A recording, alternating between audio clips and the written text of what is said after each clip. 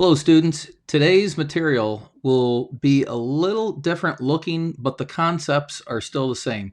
See, in the last 6 lessons, we've gone over vector diagrams and I've drawn them out for you, and then we just had to solve for the resultants or the components. Well, today's material, you're going to be given story problems, and from those story problems, you have to draw them out and label them and then solve for them. It's not anything that you should be concerned about. It's just a different look is all it is. So we're going to work through much of this, and then I'll turn it over at some point, and then you'll have to do the rest on your own. Okay? So let's make sure that you have this paper out. You have a separate piece of paper handy to do all your work on, and a calculator all ready to go. Kicking us off, we have question number 1. It reads, a plane flying due north. So this is what you do. On your paper, you have question 1, due north. So you're going to have something that's going to be pointing to the top of your paper, and it says that it's 100 meters per second. It says it is blown due west. All right, so due west, and it says it's 50. So I didn't do a good job at drawing the size of this because the 100 should be twice as long, right? So it says find the resultant velocity, which is speed and direction. So your resultant velocity, we always go from the point of origin. That's right here. That's where I put paper and pencil together first. So that's where I start from. So that's my resultant vector. And I need to have the angle and the magnitude of this vector. So we'll use the Pythagorean theorem to solve for the magnitude. We'll have the square root of 50 squared plus 100 squared. And then for the angle, since this is the opposite side and this is the adjacent side, we're going to use tangent. So we'll have tan theta equals opposite over adjacent. And then we're ready to plug that into the calculator. So we'll have square root 50 squared plus 100 squared. Close it up, and you have a magnitude. The magnitude for this one is 111.8 meter per second. And then we need a direction on here. So to get the direction, you need to make sure that you are using the inverse tangent because we're trying to find the angle. So we'll have 50 divided by 100, close it up, and that angle would be 26.6 degrees. And since we drew it this way, this would be to the west of north. So that's question 1 all answered up. We're on to question 2. Question 2, it reads, a hiker leaves camp and walks 10 kilometers due north. Okay, so we'll draw this and we'll just put down 10 kilometers. That's to the north. The displacement at this point is 10 kilometers. The hiker then walks 10 kilometers due east. So we'll have another vector that you're going to draw in here, and we'll label it 10 kilometers.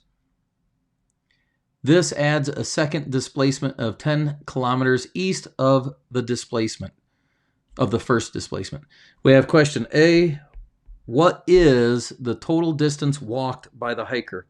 All right, so the total distance, part A, you just add them up. You have 20 kilometers is the total distance that this person has walked. What is the total displacement? Displacement is from our point of origin to where we ended up. How far away, in what direction are we away from that? So for part B, I need to figure out my magnitude and the angle involved. So the magnitude, that's a pretty easy one. You take the square root of 10 squared plus 10 squared.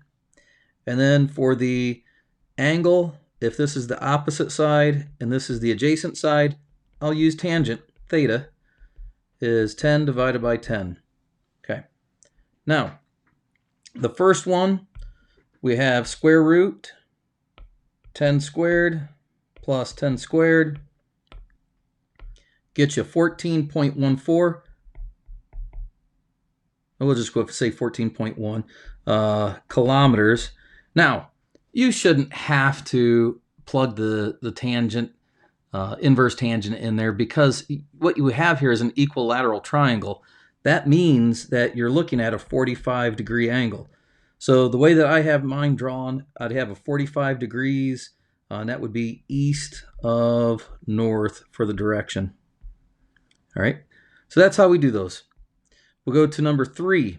Question 3.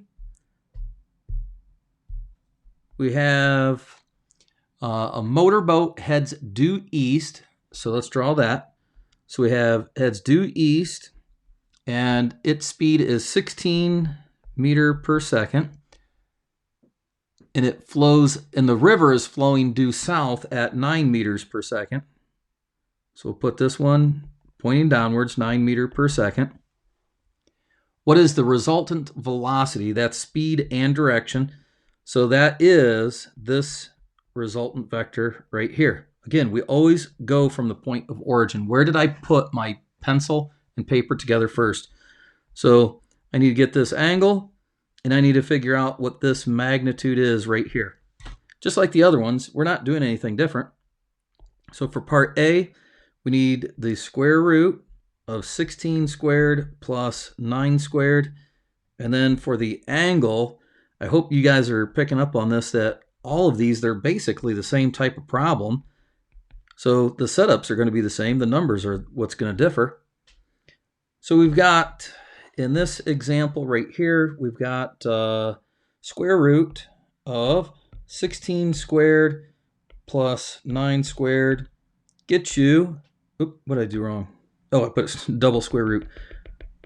Let's try that again. We'll go 16 squared plus 9 squared. Now let's get it right. So our velocity, the resultant velocity, would be 18.4 meters per second. And then we need our direction onto this. So inverse tangent. We got 9 divided by 16 equals a 29.4 degree angle. And I'm going to put 29.4 degrees off, since it was to the east. This would be south of east. Part B. Part B, it says if the river is 36 meters wide, okay, so we're going to add one extra piece of information. This is 36 meters, meters wide. Now, if the river is, 136 meters wide, that'd be a short river. So if you have 136 meters wide, how long does it take the boat to reach the other side? So from here to here now, the boat is having a velocity across, only looking at across the river. So if this is my little boat here, that boat, as we are moving only across the river, it's going to be traveling across from left to right at a velocity of 16 meters per second. So for part B here, for part B, we go back to our velocity formula. Well, velocity equals distance divided by time.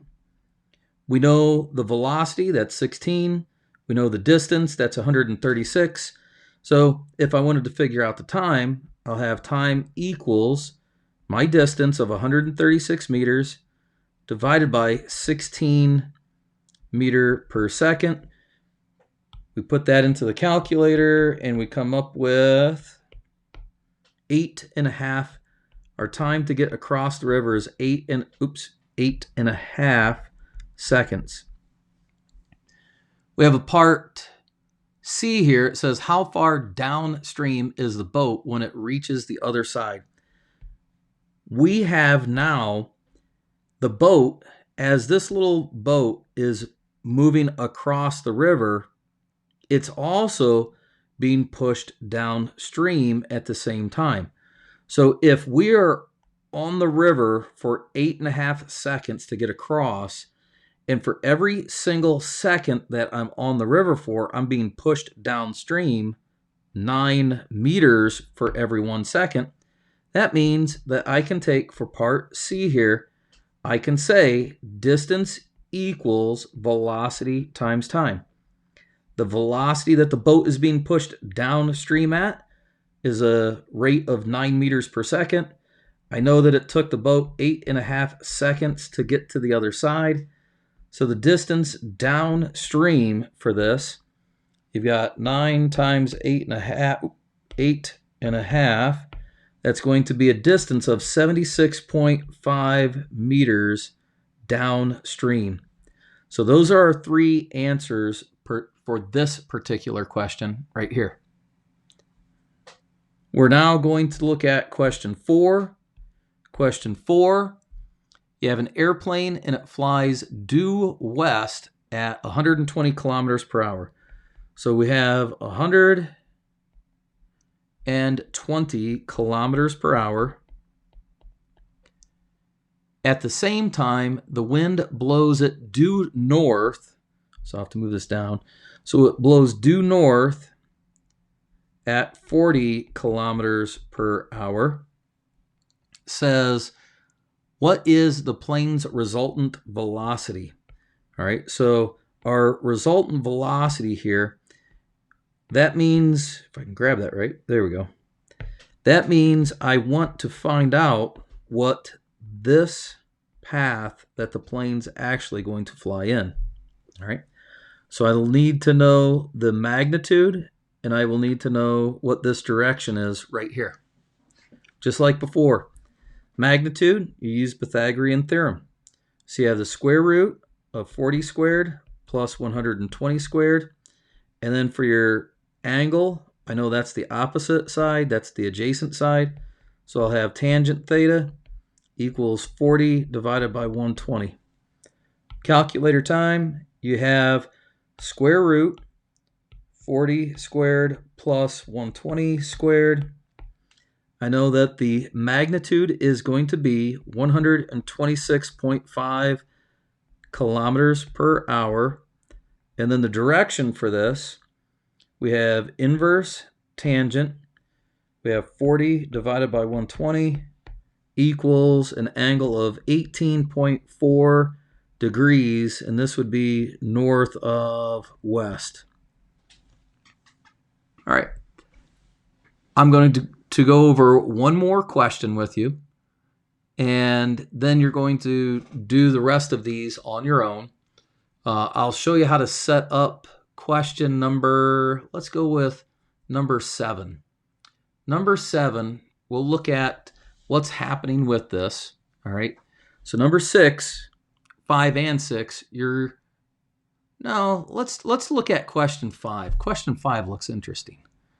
Okay, question 5, I like these. Question 5, it says a salesman leaves the office and drives 26 kilometers due north.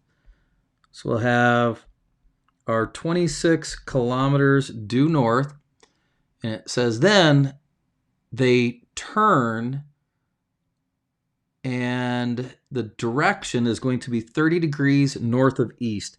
Well, if this is east right here, we're going to go up 30 degrees from this. And it says that we're going to drive for 62 kilometers. So we'll say that this is 62 kilometers right here. It says, what will be the displacement of this salesperson from the office? All right. Now, our resultant vector, and I'm going to shorten this one up because I want this to be a little more realistic. So let's go like that. So our resultant vector is going to be this right here. I cannot use, based on the information I have, I cannot use the Pythagorean theorem because I don't have a right triangle. So what we have to do is we have to use the thing from the last lesson where we had to use the vector components and add them all up. So let's do that. We're going to make a little X and Y graph, just like we had on the homework from the other day. And we're going to look at this first vector right here. This first vector right here, What's the x value associated with that? Well, it's just going due north, so there is no x value. And then the y value is going to be 26.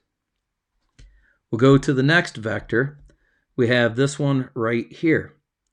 This vector right here, it has to have some x component with it, and it has to have some y component with it also.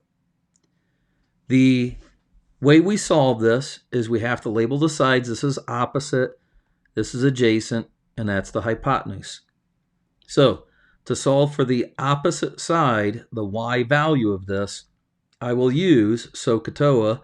I'll use sine of 30 degrees equals, we don't know what the opposite is, and then the hypotenuse is 62.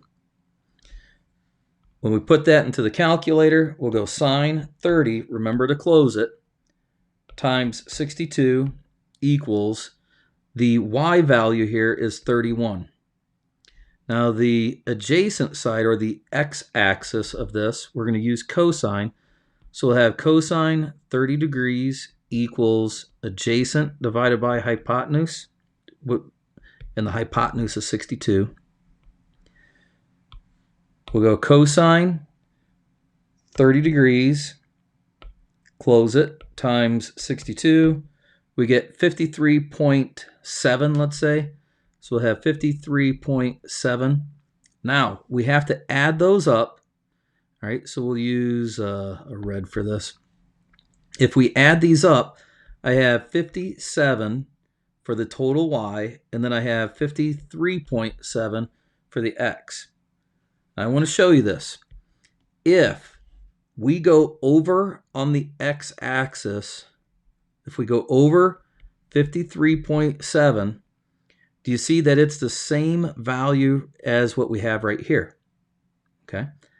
And then on the y-axis, we have to go up 57, correct?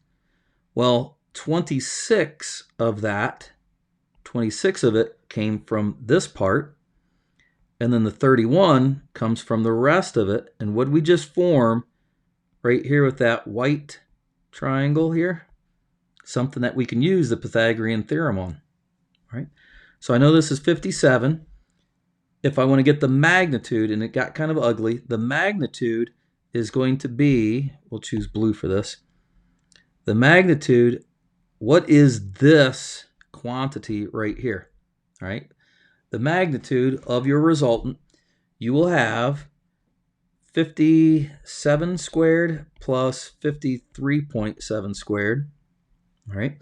And then we'll go tangent theta equals, if this is my angle right here that I'm trying to choose or trying to get, that angle there would have opposite, adjacent, so I'll have 57 divided by 53.7.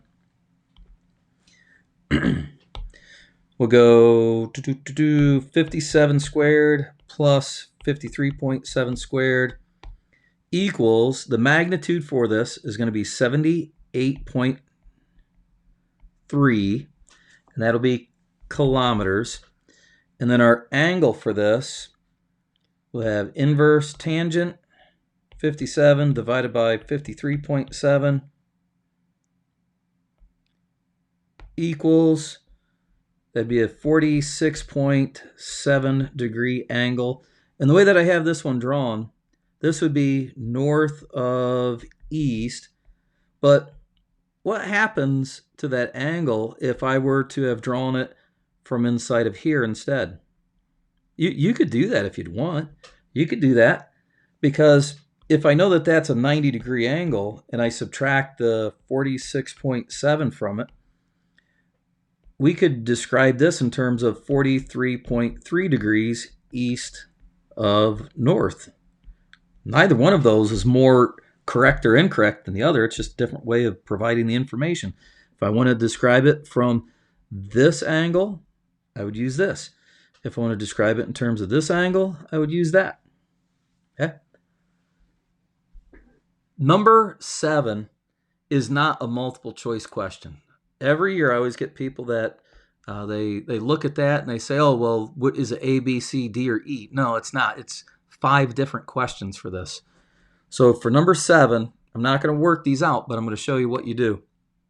So for A, you have two 60 Newton forces that you're going to draw in relation to those different angles. So the first one, you're going to have, we'll call this direction 0 degrees to the right of your paper. If the second, and this is 60 newtons right here, right?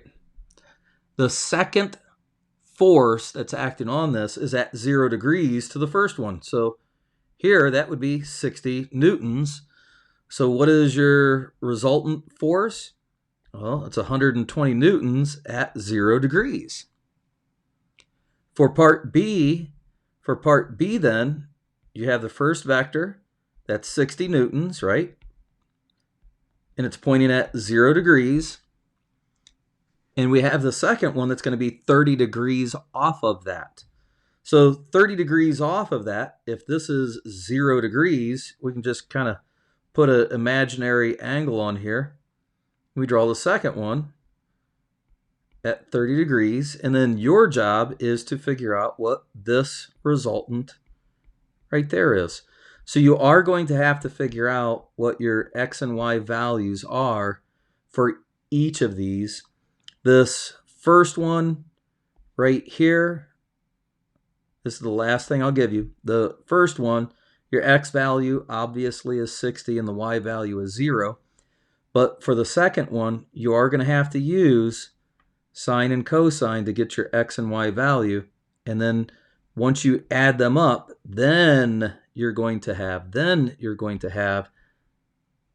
this triangle right here where you can use the Pythagorean to figure out the hypotenuse magnitude. All right? So if you have questions, you can ask, but your responsibility for the rest of the class time is going to be to answer questions 6, 7, 8, 9, and 10. So all of those are the ones that you have to finish up. You have to show a sketch diagram just like I have on the paper. You have to provide your work, and you have to make sure that it matches with the answers that I'm giving you on the assignment itself. All right? Last time, if you need help, make sure you ask. All right, take care.